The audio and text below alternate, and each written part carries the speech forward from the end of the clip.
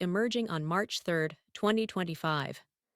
Below is a comprehensive analysis of today's updates, focusing on newly revealed information about withheld records, accountability challenges within federal agencies, and reactions from lawmakers and victims' advocates. Attorney General Bondi acknowledges being misled about Epstein.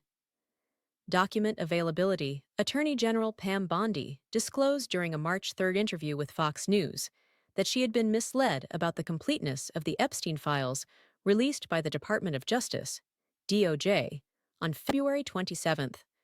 Bondi stated she was initially assured that the 341-page initial release, which included flight logs, contact lists, and limited evidence, represented the full scope of available materials.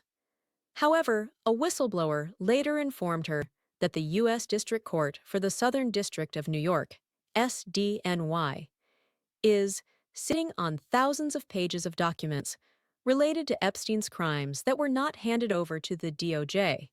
Bondi emphasized her commitment to retrieving these materials, noting she has demanded the FBI and SDNY comply with her request for full transparency. And the FBI handed over a couple hundred pages of documents.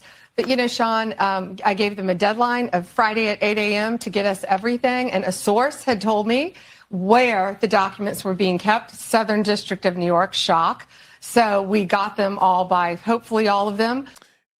There are certain positions where you need a man. And I'm getting tired of seeing women in positions that they shouldn't be in and proving time and time again that they shouldn't be in the positions. That doesn't mean a man is always going to be great, but that does mean this should be a position for a man to have the highest probability of success. She's a 59-year-old woman. Why is she involved with trying to get justice for this? She has no power other than artificially given to her.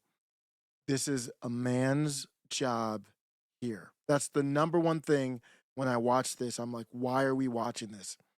Somebody said Pam Bondi should resign and Ali Ababa or Halababa, whatever her name is, should be AG.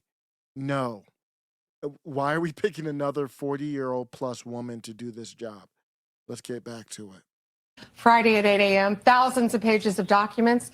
I have the FBI going through them, and Cash is also, now that we have Cash here, it's a game changer, of course, and Cash is going to, Director Patel, is going to get us a detailed report as to why the FBI withheld all of those documents. Okay, I want to be clear because I think people got frustrated because they were expecting more.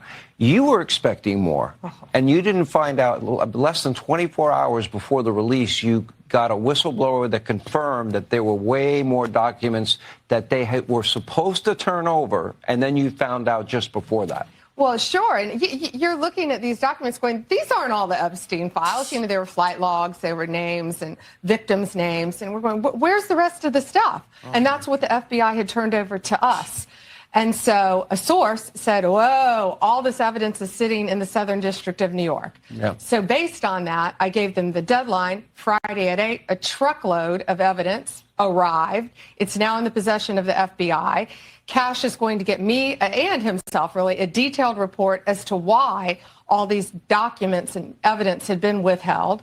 And, you know, we're going to go through it as fast as we can, but go through it very cautiously to protect all the victims of Epstein, because there are a lot of victims. Well, you had identified in phase one over 254. Mm-hmm. Okay. Now, is that the only thing that would be redacted? Will everything else be made public that you get in your possession? Yeah, the FBI hasn't had, obviously, they haven't looked at the thousands of pages of documents that they've just received Friday. Yeah. But Cash has a team going through them, and it's always about protecting the victim. But you know what? We believe in transparency, and America has the right to know.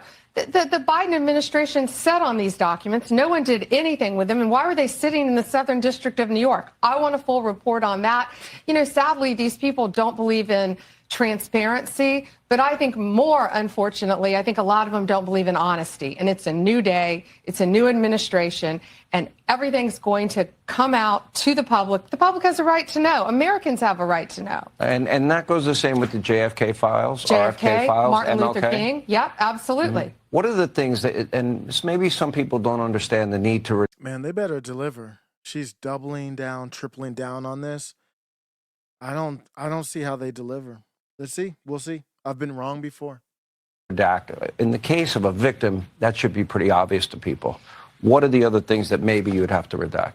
Well, National security? no, of course, national security, some grand jury information, which is always going to be confidential, but we'll see. Let's look through them as fast as we can, get it out to the American people, because the American people have a right to know, not only on that, but on Kennedy, on Martin Luther King, on all of these cases that the Biden administration has just sat on for all these years. So yeah, it's really, it's not sad. It's infuriating that these people thought that they could sit on this information, but they can't. It's a new day, and we believe in transparency, and it's going to come out. And when we redact things, Sean, what we're going to do is not just pull pages out like they used to do.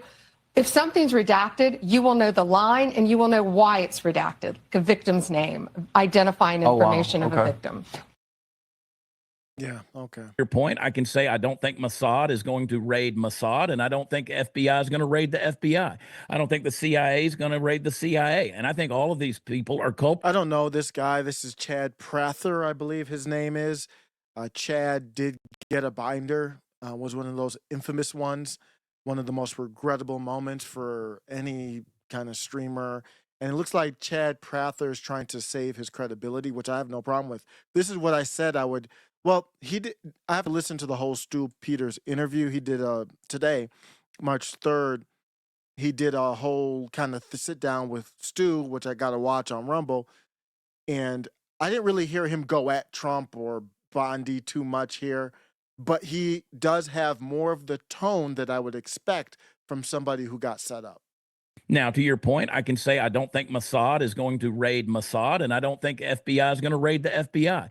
I don't think the CIA is going to raid the CIA. And I think all of these people are culprits in this. You know, I'm on record very publicly in my old exposés of Jeffrey Epstein of talking about him being a Mossad agent, him being propped up by the CIA. The same with Ghislaine Maxwell. The same with Ghislaine Maxwell's father, who died a mysterious death by falling off of a boat, which obviously looks like an execution, assassination.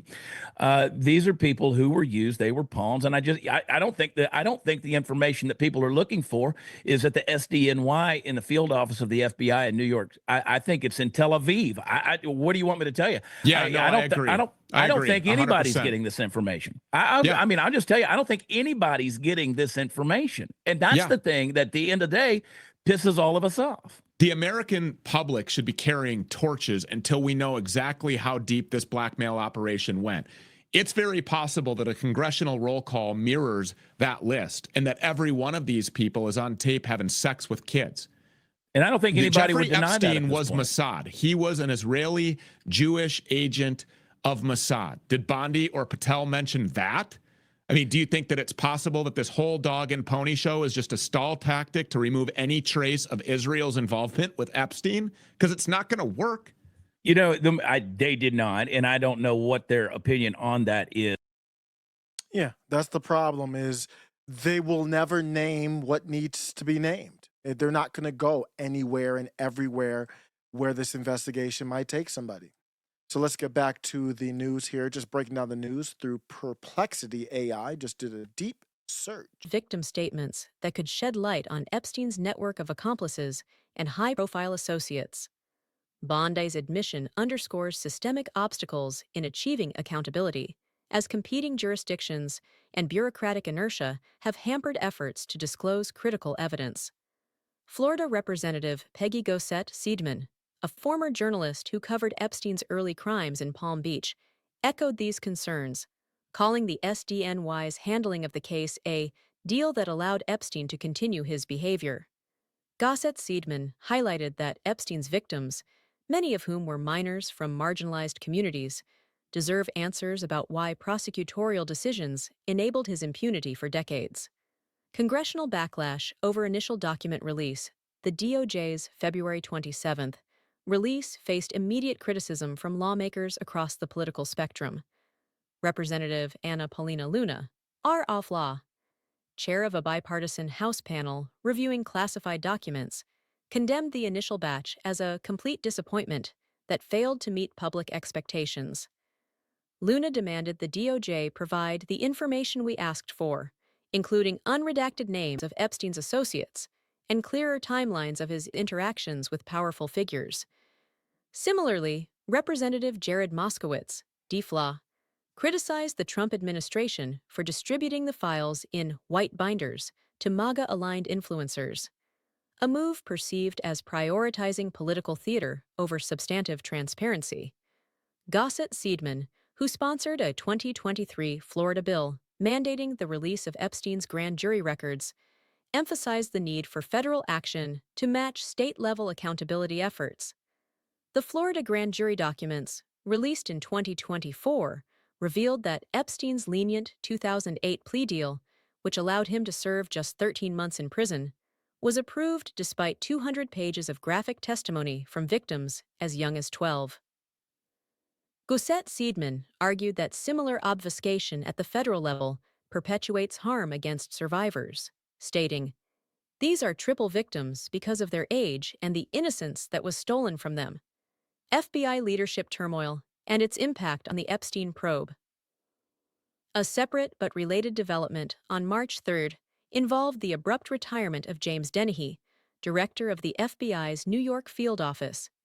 Dennehy, who oversaw investigations into Epstein's network, was reportedly forced out after resisting Trump administration demands to disclose the identities of agents involved in sensitive cases, including the January 6th Capitol riot probe. In an email to staff, Dennehy wrote that he was given no reason for his ouster, but apologized for being unable to uphold my commitment to transparency. His departure follows a pattern of political interference in the FBI, with nearly a dozen senior officials dismissed in recent weeks. Dennehy's exit raises questions about the FBI's ability to independently pursue leads in the Epstein case, particularly as the DOJ seeks additional materials from the Bureau. FBI Director Kash Patel, appointed by the Trump administration, has vowed there will be no cover-ups and no stone left unturned in the Epstein probe. However, critics argue that Patel's close alignment with the administration undermines this promise, especially given Dennehy's removal. Former agents have warned that politicizing the Bureau risks eroding public trust in its handling of high-stakes investigations. Next steps and ongoing challenges. Bondi has set an 8 a.m. deadline on March 4th for the FBI to surrender all remaining Epstein-related materials. Wait, what was that? Is that another deadline? Is that accurate? March 4th. What the hell? Let me check that right now.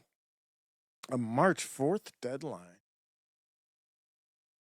Is there a March 4th deadline? Is there a March 4th deadline on the Epstein files from Pam Bondi? You're not gonna hear an answer. I'm just gonna wait for it to search and give me an answer. This is ChatGPT. I'm using ChatGPT, but the verbiage is coming from Perplexity that you're listening with. What? Yes, Attorney General Pam Bondi. No, that was the 28th.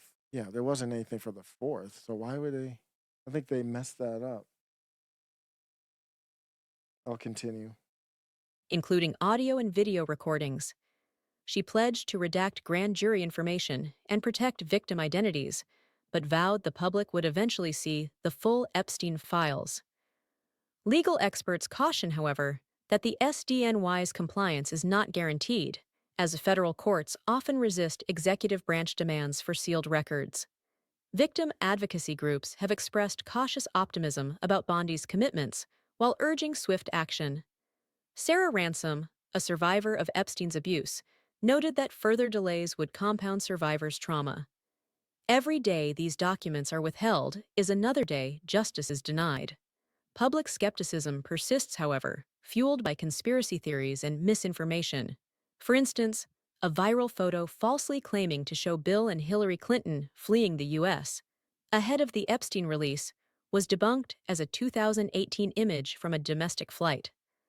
Conclusion: the events of March 3rd, 2025, underscore the complex interplay of legal, political, and bureaucratic factors shaping the Epstein files' release. While Bondi's transparency push marks a potential turning point, the road to full accountability remains fraught with challenges, from interagency conflicts to partisan maneuvering. As the DOJ prepares to release additional materials in the coming weeks, the public's demand for clarity about Epstein's enablers will only intensify, testing the government's ability to balance transparency with due process. That's going to be interesting what happens The here. release of documents related to Jeffrey Epstein. It's going to be interesting here because they're doubling down and tripling down. And I'm going to just stop the recording here and go to the Seth Rich story for another segment. But it looks like Pam Bondi is digging a hole. If she can't deliver it, then I don't know how she gets out of it. That's my takeaway from it right now. The next clip is ready below. Welcome to After Show Carnage.